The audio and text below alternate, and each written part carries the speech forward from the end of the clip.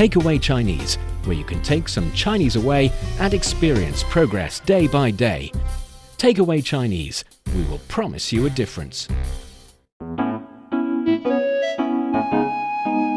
你好，欢迎收听随行汉语 Welcome to Takeaway Chinese. I'm Fei Fei, and joining me today in the studio is Steve Hatherley. I'm looking forward to our chat today because I've been in China for a couple of years now, but I don't think I knew about Chinese Valentine's Day, which is weird. And I think this is my first talking point. Why did I not know about this? Because I would have thought that maybe last year or the year before, maybe I would have heard discussions in the office or something like that, but I didn't hear anything about it.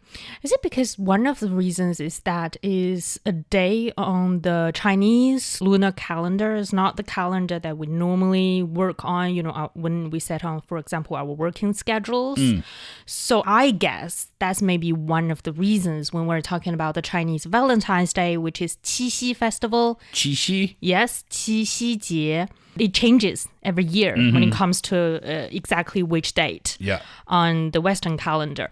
But another reason is that, something unconsciously you were doing that you don't want to have another Valentine's Day that your wife would ask for presents on special occasions. Well, I'm not Chinese, and my wife's not Chinese, but I think if I had known, I still would have. No, I probably wouldn't. How many, there was already the Western Valentine's Day you would celebrate. Yes, that's in February, right? Yeah. So we got to do that one. And then you've got, birthdays, and you've got the anniversaries and stuff like that. So I think there's an appropriate number of gift-giving times already. But I guess for people in dating period, this is another excuse to go out, celebrate, plan something special. They don't skimp on celebrating any such occasions. So let me ask you then. So in Chinese culture, Chinese Valentine's Day, it's different on the calendar every year. Yes. But do people take it seriously? Is it something that needs to be celebrated? Well, for me, personally, I don't really take that very seriously. I don't take any Valentine's Day seriously because it's not something special and not like your birthday or any anniversary. It's only something for you guys. But for other people, I think in general, the Chinese Valentine's Day would be a very good occasion for especially young couples go out celebrate. I think they do like the normal rituals and every couple will do on any occasions, go to a nice restaurant, maybe planning a short trip outside of the city. Flowers, chocolate maybe too. Other kinds of gifts, depending on what the partner wants. For example, if she or he likes jewelry, he or she likes gold. Yeah, pottery classes or gold or diamond, you would definitely get them that. So it's very, I think on some level, very consumerism oriented festival. Yeah, it's a day created to spend some money on your partner, but I don't see that as a bad thing. Do you think we need a day? I think we need a day to show your partner that you acknowledge and appreciate what they do for your relationship.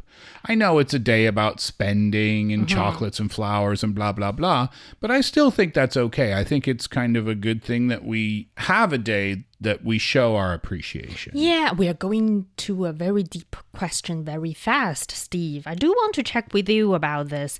In a relationship, when they're talking about how to maintain that relationship in the long run, I think planning something special, not, regularly, but once in a while, would be very important to sort of renew your relationship with each other. Randomly, you mean, or on specified days? Well, I think it can be both, like on specified days, but they're only like, even considering the Western Valentine's Day, your birthdays, anniversaries, and then the Chinese Valentine's Day, that's only like 5 days.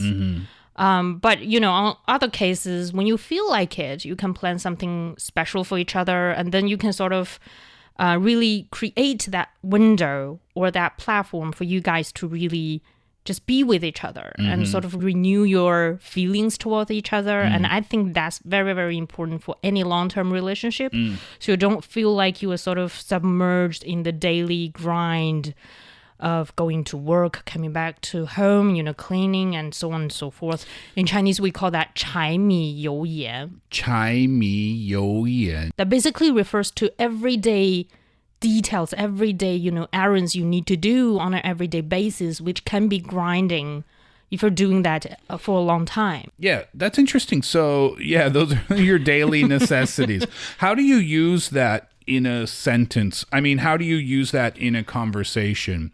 Like, It's a noun, first of all. oh, it's a noun. Yeah, it's a noun. Oh, it's a 4-syllable noun. Yes. Oh, those are rare, aren't they? 4-syllable nouns? Yeah, it shows your proficiency in a language, in the Chinese language. 柴米油盐. For instance, if we're talking about why, for example, some people say marriage is the tomb of love. And you can be replying with, because daily grinds like 柴米油盐 will sort of lower each other's affections. It's more of a negative thing, too. On some level, well, I think it's a neutral now, but in most cases, when people talking about the daily grinds, it's not really happy. So I know it's not on our topic, but how do you respond to that? If somebody asks you, how are you today? And you want to say, like at the office, and you just want to say like, yeah, good. Yeah, just kind of another day. 还行. 还行. Yeah, something like not bad. 还行. Just kind of whatever, right? Yeah. Okay. Let's talk about some words related to love then. I know 我爱你. I love you. Would that be the first phrase you learn from Chinese? It actually was the first phrase, other than ni hao. Yeah. I think it was one of the first phrases. In fact, I think I learned that one before I came to China. Because, you see stuff on the internet and they say like, this is how you say I love you in 100 languages or whatever. Yes. But there are other words I think would be very, very interesting for you. 喜欢, is That's that like? But do you say 我喜欢你? I like you. Oh, I think 我喜欢你 and I like you is not like 100% equivalent. Because in English, when I say I like you, I can say it to anybody. Yeah. Just means I like you. Yeah. So you'll see this in a movie. Sometimes in English, we'll repeat the word to show the emphasis. So you'll see it in a movie, like somebody will say, I like you. And the other person will say, oh, yeah, I like you too. Meaning what you just said. Right? But then the person will say, no, I like you. They repeat the word. That meaning a different kind of That means like. the romantic way. But in Chinese, we don't say... 我喜欢你. I think when we're saying 我喜欢你, that's the I like you version. That's So you can't it. say I like you, 我喜欢你 to your coworker. Well, that would be weird anyway. I mean, why would you say that to somebody? Well, if your boss telling you, Steve, I like you. I like the way you work. I like your, how you perform on your job. Yeah, but those are all different things. If my boss just walked up to me and said, 我喜欢你, I would be like... Reporting to the HR. 喜欢? Yeah. Do we need a third person in the room for this conversation? Yeah. But 我喜欢你, well, I'm mixing Chinese and English here. 我喜欢你, in a lot of Chinese, when you were in a relationship with a Chinese person, 我喜欢你 is sort of the first way to confess your feelings towards each other. When you were not quite there to say, I love you. Yeah. But you are definitely in a romantic relationship. 我喜欢你 is the phrase. How long, Feifei, before people should say 我爱你 in a relationship? How fast is too fast? Well, Is 1 month too fast? Yeah, I think so, personally. 3 months? Well, maybe 6 or even longer than that. Minimum 6 months. Yeah, for me. if somebody said that to you before 6 months, you're freaked out. I'm like, what's wrong with you? Do we know each other that well? Is that like a Chinese culture response, or is that just a Fei response? I think it's both. I think I have friends who just are not shy from saying I love you to their partners all the time. So they're very outgoing in this sense. Well, that's different because once you say it, I'm talking about saying it for the very first time. But for me, it took me a really, really long time to be able to accept and say that word, I love you, 我爱你, to my partner. So I think it's also sort of a me thing, because I think for me, saying 我爱你 or I love you, it means something different, means your relationship is moving on to the next stage. Yeah. And you are definitely planning your future together. But if somebody says, 我喜欢你, I like you, that's maybe something would happen on the second date. Yeah, that's pretty innocent, right? Yeah. If somebody says, I love you, and you don't love them, should you still say? 谢谢. Thank you. I'll ask the same question. Is that Chinese culture or is that Fei culture? I think it's a favorite culture. That's interesting, isn't it? This is where cultures overlap because the same discussions happen in Western culture too. Like, if somebody says that to you, but you don't also feel that, then you shouldn't. People debate, right? Like, oh, you shouldn't say that if you don't feel it. But yeah, if you don't say it, then what are you supposed to say? That's very awkward. And people say like, yeah, just say thank you. But then it creates this. I don't like, think it helps on any level when you say thank you. Yeah. When the other part is saying I love you. Yeah, you got to be pretty sure. If you're going to say I love you to somebody, it's kind of like asking someone to marry you. On some level, yeah. On some level, because you want to be sure that they're also going to say yes or I love you. And you are too. heading to that direction of getting enrolled in the marriage license department. So I don't think that word exists in English, that act of saying I love you or I like you. In Chinese, we call that 表白. 表白. Yeah, that meaning confessing your feelings, your love to the other person. I don't think that word exists in English, because for 表白, after, for example, you went on a date. Is that a verb? Yeah. For example, the context would be you go on a date with your partner, and then you come back, your friends would be like, Did you 表白? 你表白了吗? Did you confess Did you confess? Yeah, did you confess your love? And people would be very, in a gossipy, exciting way of talking about these things. How did you say that again? 你表白了吗? Oh, just 了吗? Yeah, 你表白了吗? 你表白了吗? Did you confess your feelings? 表白, does that have to be romantic or? Yeah, it's definitely romantic. I was thinking in a negative way, like if you had negative information to share with someone, your friends might ask you, did you confess? No, you wouldn't say that. You would just say like, so did you tell them? Did you say how you feel? Yeah, 你说了吗? 你说了吗? Yeah, that would be the Chinese equivalent of did you tell that person? It's not confession. It's not 表白. 你表白了吗? Yeah. What was the other one? 说. 说. 你说了吗? 你说了吗? Did you tell them? Or 你告诉他了吗? 你告诉他了吗?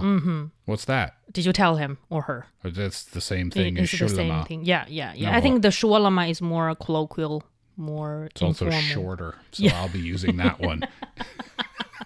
你说了吗? Yeah, 你说了吗? And so that brings to another topic when it comes to dating. And in Chinese, this date means 约会. 约会. Yes, 约会.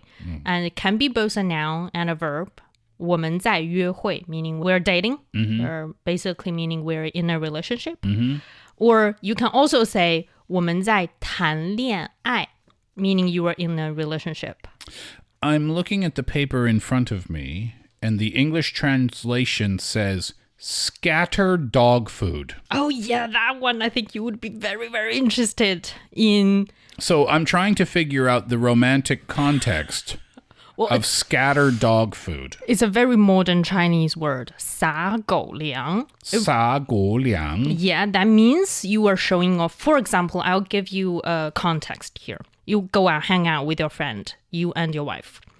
And you start, for example, kiss each other, hold each other's hands, and you say things on the level of, of showing off your affections to each other. And your friend will be like, stop 撒狗粮.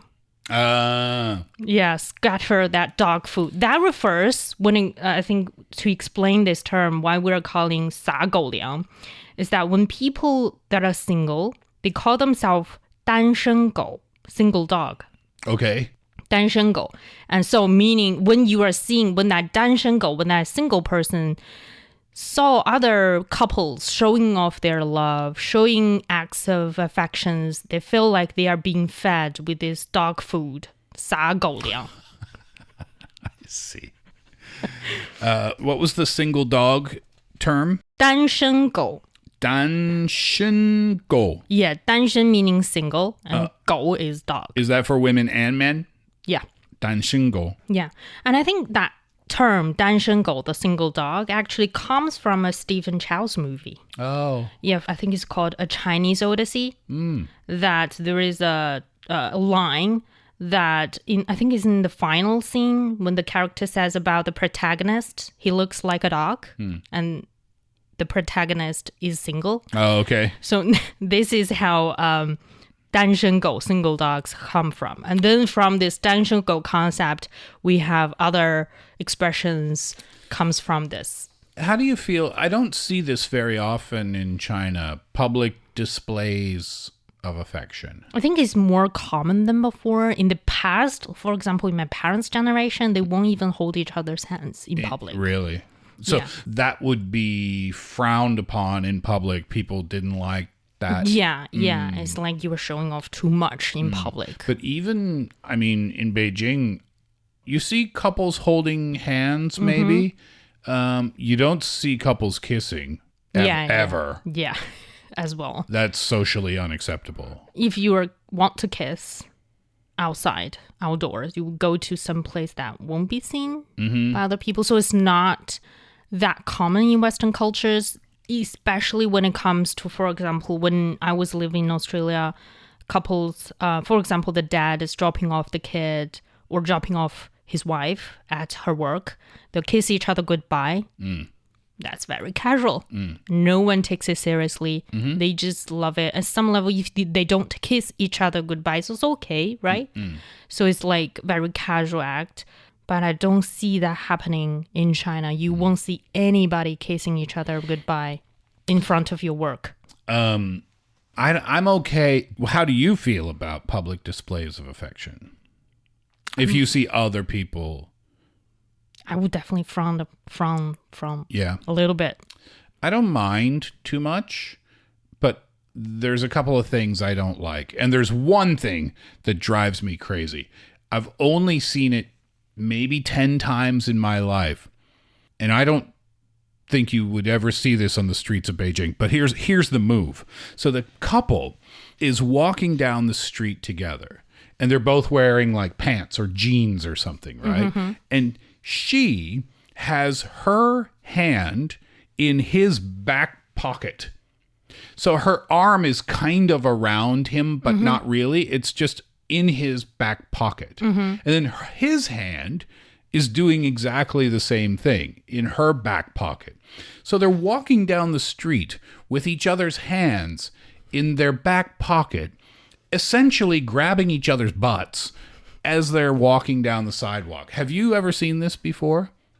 No. I've seen this only in Canada. How do they walk?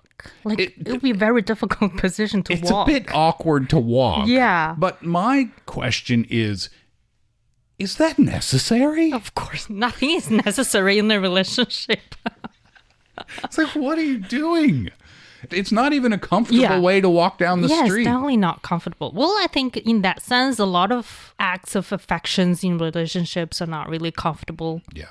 Like when you hold each other's arms even, and you try to walk on some level, that's also uncomfortable compared to walking by yourself. Yeah, it can be, depending. So does that say about love? Love is something that is necessary but not very comfortable. Well, I mean, have you read that book, The 5 Love Languages? No. It's very useful information.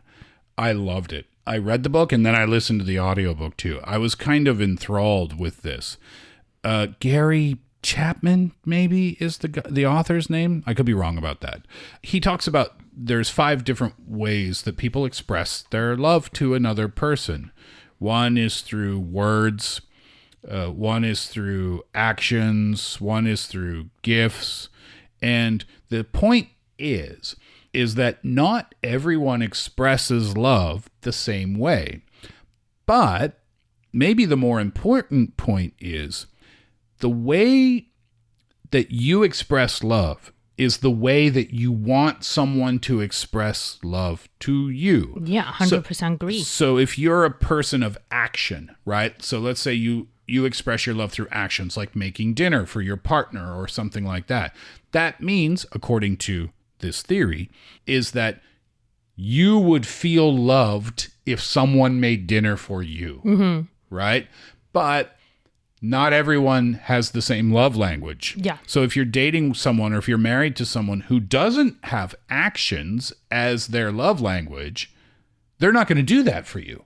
But it doesn't mean they don't love you. They don't love you. Yeah. It just means they show it in a different way.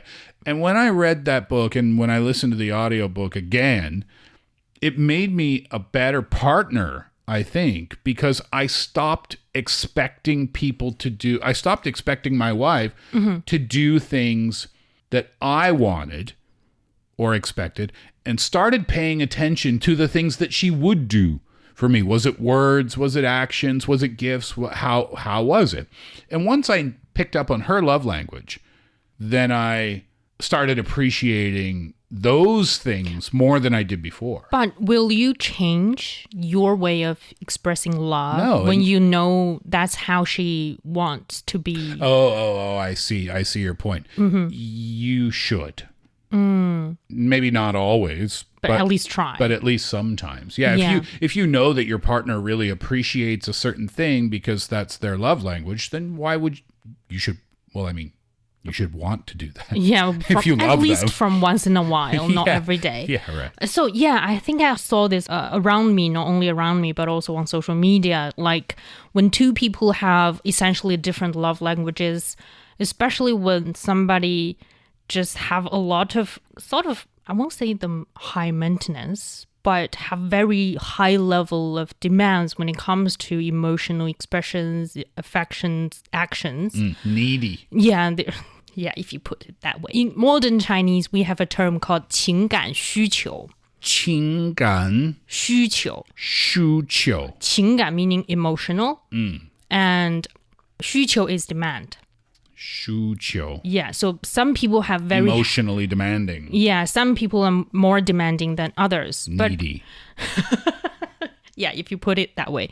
But that doesn't mean sometimes they're falling in love with somebody with very low demands levels. And that can create conflicts among them about how do you love me?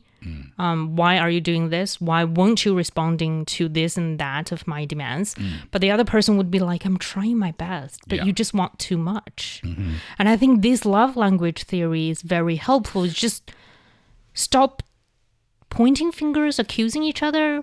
If you say 情感需求, yeah. If you say to the other person, you are 情感需求. 高, you need to have it's a, just a noun. Oh. Emotional demand. Some people are very more demanding than others. We call them 情感需求高, meaning high. So is that a bad thing if you say that to your partner? Like you are emotionally demanding? Yeah. It doesn't sound very good. It sounds like you're calling them needy. Well, that's why I asked you. Because if you say in English and in Western dating culture, if you say to your partner, you're needy. you better run. You open. You better run. But what if you really feel it that way? I mean, if you say that to someone, probably the end of your relationship is coming very soon. Yeah. So even if you feel like it. Even if you feel like it, you have to express that in a different way if you can, because the word needy is very hurtful. It's a very hurtful thing to say to someone. You're needy. So you can have the conversation in a better way, I think. Like, I feel like you're asking a bit too much of me or something like that. And I'm trying to, accommodate or whatever, however you want to say it. Yeah. But just don't use that word. You will be in trouble. Just keep that in mind. People have different love languages. It doesn't mean you have to change your language to their version of languages, but at least acknowledge that people have different demands, different level of, ways of expressing their love. Remember, they are not you. Yes, I think in a relationship, it's very important to not accommodate, but acknowledge. Acknowledge people are different and they won't change. Don't even try to change your partner. Totally That's a agree. very bad and wise choice. And that brings us to the end of today's Takeaway Chinese. I'm Fei Fei with Steve Hatherley here in the studio. Remember, you can always find us on your favorite podcast platforms such as Spotify, Apple Podcast, and so much more. Just search for Takeaway Chinese. Don't forget to leave your comments, questions, and ratings on those platforms. I'm Fei Fei, and I'll see you next time. Bye-bye.